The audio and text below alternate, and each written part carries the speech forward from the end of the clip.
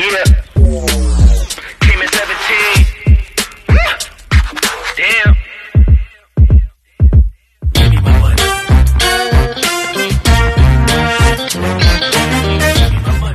Kaderista, welcome back po muli sa ating YouTube channel para po sa ating part 2 nating konting silip at giya ngayong araw po ng linggo. Race 8 na po to hanggang last race mga bayang kaderista. Kaya ito, simulan ko na rin po agad. Start na tayo ha. Race number 8, start na ating third P6 event. Part-time Silver Bullet Production Trophy Race. Meron tayong 9 runners na maglalaban-laban pero 8 in betting number lamang po.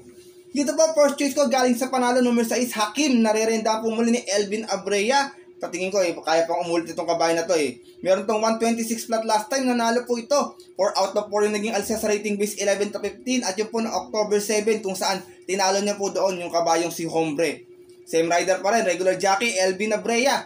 Para sa ating number 6 na si Hakim. Second choice ko, derimating kabayo, baka hindi matraffic sa Alisa, numero 4, Cold Digger. Narerendahan po ni John Alvin Guset, itong si Cold Digger, may 127.2 sa 1400. Segunda po ito dumating doon, 10 out of 8 yung naging alis. Kasi ang rating base 1621 at yun po ng August 16 naman kung saan tinalo po siya doon nung nayamadong si Bahandi. From Eminem Gonzalez, system po, John Alvin Guset ang rerenda, para sa ating numero 4 na si Cold Digger. Isinasama ko pong third choice, ito, Giant Killer din ito, kabayan na ito. Numero 2, Mythic Layla. Narerendahan po ngayon ni JC De La Cruz. Itong si Mythic Layla naman may 127.4.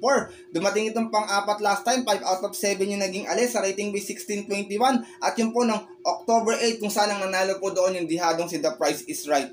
From RC Suson, same po, JC De La Cruz ang rerenda. Para sa ating numero 2 na si Mythic Layla. Race number 8 po mga bayang kaderista. First choice ko po muli galing sa panalo numero 6, Hakim. Second choice numero 4, Cold Digger. At third choice yung numero 2 na si Mythic Layla. Good luck po. At narito na tayo sa ating race number 5 kung saan magsisimula ating third P5 event. Part-time Rancho Santa Rosa Trophy Race. Meron tayong 9 runners na maglalaban-laban dito po sa karera na to. Anybody's race to, tingin ko bayang kaderista. Dito po, first choice ko, numero 6, The Barrister. Narerendahan po ngayon ni MP Cañete, sorry. Itong si The Barrister ay may 101.6 last time. Nasigundo to sa 1,000 meter. 5 out of 5 yung naging alis niya sa isang rating base 5 po. At yung po ng September 27 kung saan ang nanalo po doon yung dihadong si Gossip. Same rider pa rin, Marlon Cañete. Para sa ating numero 6 na si The Barrister. Second choice ko, numero 7, Maria Cristina Pauls. Narerenda po ni BJB Galieta. Huling takbo nito, outstanding favorite. Meron lamang 129.6. Dumating itong Tarsera. 7 out of 6 yung naging alis sa isang rating base 5 po. At yun po ng September 15 kung saan ang nanalo po doon yung long shot na si Tandagan Pauls. Same rider pa rin tayo, BJ Galieta. Para sa ating numero 7 si Maria Cristina Pauls. Sinasama ko pong third choice. Last time sinubukan na to. Meron na. Numero 8, Andromeda. Narerenda po muli ni Pabs M. Cabalejo. Last time, Tarsera to, via dead hit, may 129.2.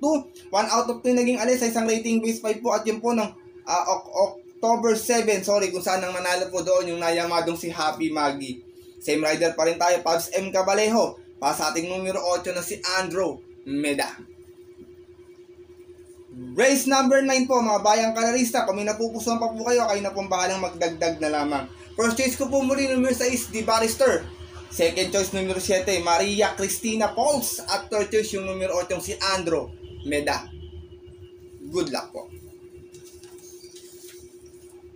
At narito na po tayo sa ating race number 10 kung saan magsisimula ating final set na ating Pick 4 event. Sa itong part-time Ciara Marie Foundation Trophy Race at meron tayong 7 runners na maglalaban-laban dito sa karera na ito. Dito po, first choice ko, numero 3, Right Answer. Narerenda po ni Onel Picotes. Last time, segunda to. May 114.6 sa 1200. 1 out of 3 naging alis sa isang rating base 11 to 15. At yun po ng October 4, kung saan ang nanalo po doon yung nagbabalik na si Hot Rat Hearts. Same rider pa rin tayo, Onel P. Cortez. Para sa ating numero 3 na si Right Answer.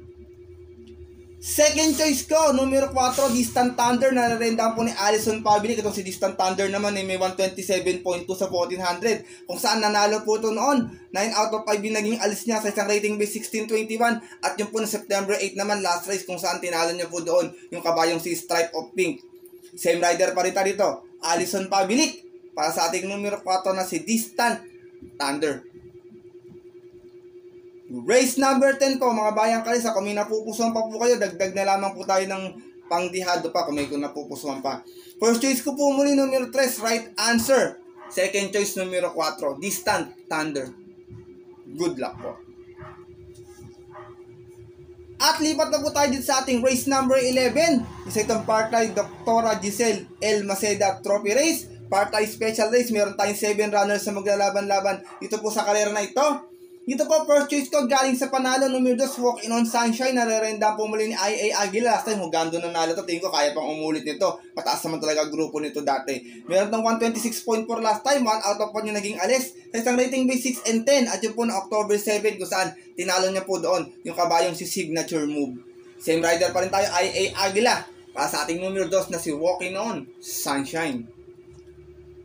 Second choice ko na pwede magbigay ng upset. Tingin ko itong pwede na makalaban din sa kalera na tayo. Numero 5, Sultanov. Narirenda po ni Christian Advincula. Last run may 128.4. Dumating itong pang-apat. 3 out of 3 naging alis niya. Sa isang rating base 11 to 15. Adyo po ng October 8 last race kung saan ang nanalo po doon. Yung dihadong si Make or Break. Same rider pa tayo, Christian Advincula. Para sa ating numero 5 na si Sultanov. Race number 11, mga bayang kalisa. First choice ko po muli, Horse to Beat, numero 2, Walking On Sunshine. Second choice, numero 5, Sultanov. Good luck po. At lipat na po tayo dito sa ating penultimate race ngayong araw po ng linggo, race number 12. Partay PFR Sevilla Industrial and Development Corporation Trophy Race. Partay special race po muli ito. Meron tayong 8 runners na maglalaban-laban dito po sa kanila. Total po, rating base 5 to mga bayang karerista. Rating base RS5 to. Dito po ako, first choice ko, numero 8, I Love Mati na sinubukan na last time. Narerenda po muli ni JB Guerra. Last run may 129.2. Sa segunda nga po to, 7 out of 4 naging alis sa isang rating base 5. At yun po na October 7 kung saan ang nanalo po doon yung dihadong si Manlot Island. Same rider pa rin tayo dito, JB Guerra. Para sa ating numero 8 na si I Love Mati. Second choice ko, wag lang maiwan sa alisan to, makapwesto na maaga, tingin ko dadaan sa harap nila to. Numero 6 is Speak Easy, narerendaan po muli ni Alison Pabilik. Nandun din sa kaya nila Manlot Island to, dumating itong pang-apat, may 129.4. 11 out of 10 yung naging alis niya sa isang rating base 5 no October 7 kung saan ang romenda na rin sa kanya si Alison Pabilik. Sinasama ko pong third choice, ito mababa sa grupo, wala sa KT. Certain ko, bebenta rin to Numero 1, Runs Up Run, narerendaan po muli ni JB Bakaykay. Last run, segunda, may 130.6 to.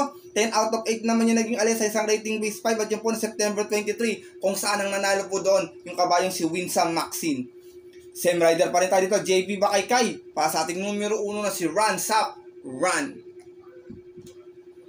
Race number 12, penultimate race ngayong araw po ng linggo. Bayang kalisa, kung may kursunada pa po kayo, dagdag na lamang po tayo.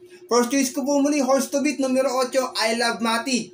Second choice, numero 6, is Speak Easy. At third choice, dihado numero 1, Runs Up Run.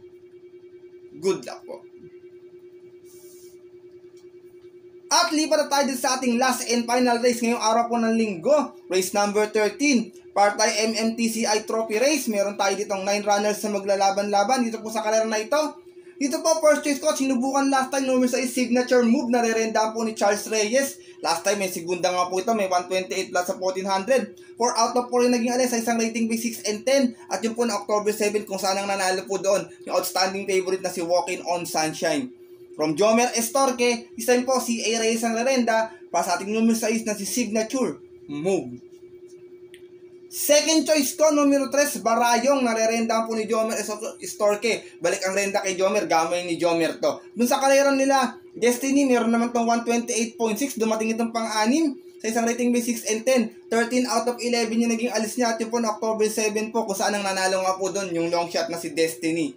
From O'Neal P. Cortez, balik ang renta kay Jomer Estorque. Para sa ating numero 3 na si Barayong. Sinasama ko pong third choice, baka magdala ng marcha, mapabayaan sa unang, tingin ko pwedeng tumapos to Numero 2, Bullet, narerendaan po ni JC De La Cruz. Ito naman may 128.8. Katarsera to, 2 out of 1 yung naging alis niya. Kasi ang rating base 6 and 10. At yun po ng September 24 naman kung saan ang nakalaban niya po doon yung kabayong si Rain Go Away. Same rider pa rin tayo, JC De La Cruz. Para sa ating numero 2 na si Bullet.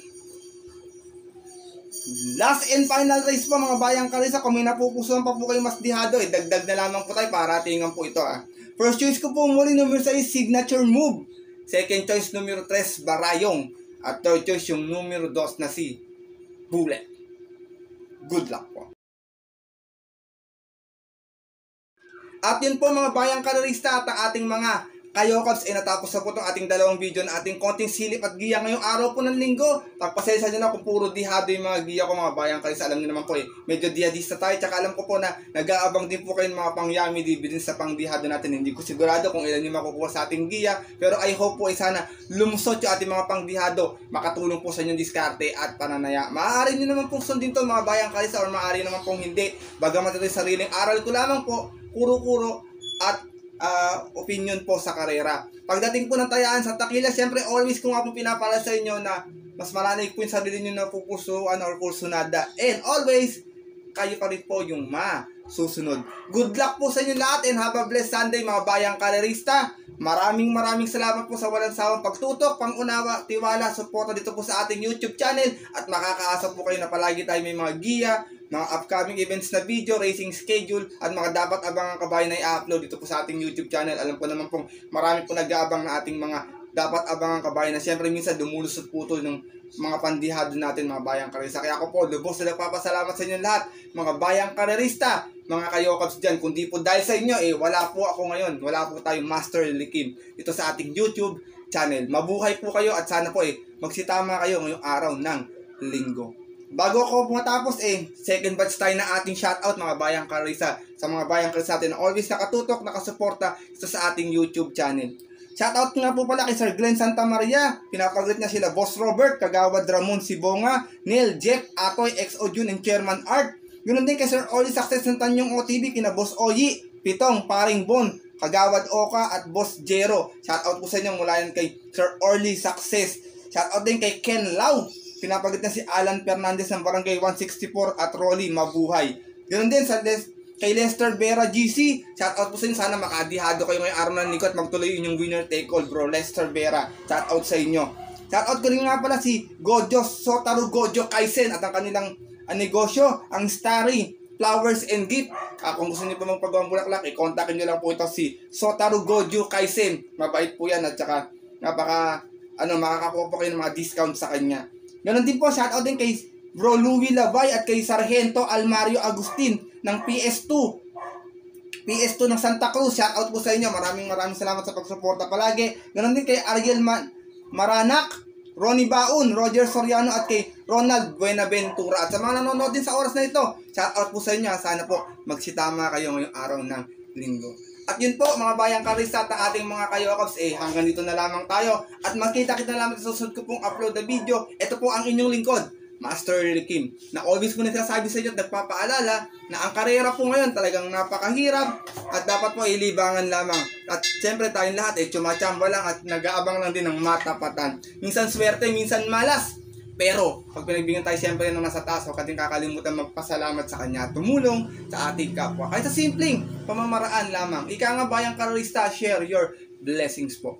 Good luck po muli and have a blessed Sunday racing sa inyo lahat. Huwag mo natin kalimutan magsimba muna para makakapatay ng konting buenas bago tayo pumunta sa mga paborito nating off-track betting station. At pinapalala ko po sa inyo, maaga ating kaya 1 PM na always kung sinasabi bago matapos ng ating video na stay safe everyone po. God bless bayang karerista, lalo na sa 100% natin diyang mga solid na mga Kayokabs.